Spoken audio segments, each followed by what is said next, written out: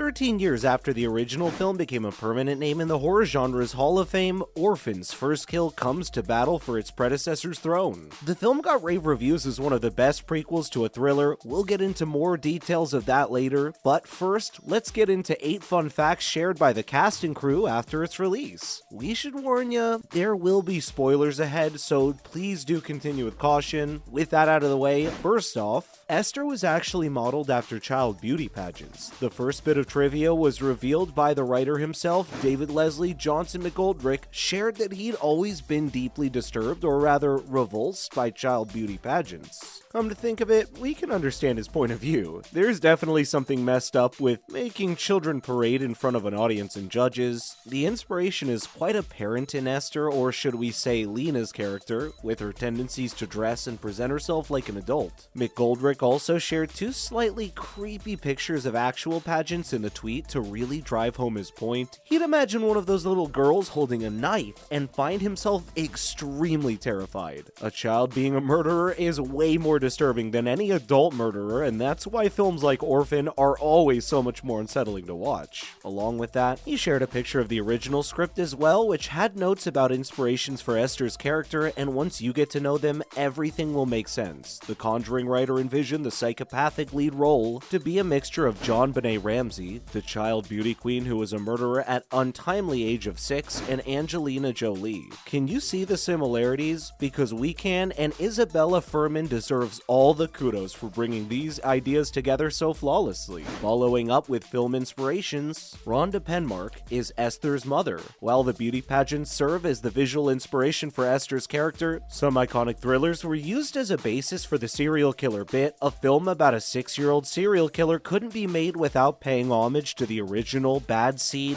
Patty McCormick's Rhonda Penmark. Rhonda was, much like Esther, very prim and proper and always had a slightly adult air to her. She was also quite self-centered due to an abundance of attention she got as an adult, and this built her jealousy up to the hatred that enabled her to murder her classmate. Esther also had a hard time sharing attention and accolades with other children, believing that she's just better and more deserving than them. Another thing both films have in common is the twist of finding out the child is messed up after an adequate number of hints and clues have been shared throughout the film. The writer thanked Patty McCormick for serving as an inspiration for Orphan first kill, and said that Rhonda was literally Esther's mother. If the level of inspiration had to be measured, he also named 3 other domestic thrillers: Alfred Hitchcock's Shadows of a Doubt, Joseph Rubin's The Stepfather, and Curtis Hanson's The Hand That Rocks the Cradle. Next up, Isabelle Fuhrman didn't age either and played a younger version of Esther despite being older herself. It's been more than 10 years since the original film was released, and the prequel required a younger version of Esther, but Isabelle Fuhrman had grown 20 years too old for that role. However, she was adamant on playing Esther again. The Aquaman writer had decided he'd recast Esther for the prequel and asked 25-year-old actress to make a cameo or play another role, but she wasn't having any of that. Unaware that a script was already written and waiting for casting, Fuhrman reached out to the writer and asked to do a sequel, getting a surprise in return upon finding out that they'd been planning to recast the role. In the tweet, McGoldrick mentioned that she'd said she either played the lead role or not to be in the film at all. According to the actress, she was the only one who could really be Esther. Taking on a role 20 years younger than herself wasn't a challenge for her. It helped that she'd barely aged in the time that passed since the release of the 2009 film, and that the rest was covered up by makeup artists, child stand-ins, and a series of in-camera tricks. We could not agree with Isabelle Fuhrman anymore. She really is the only Esther that can be, and if they make another edition when she's 60, they'll just have to use VFX to deal with aging compilations.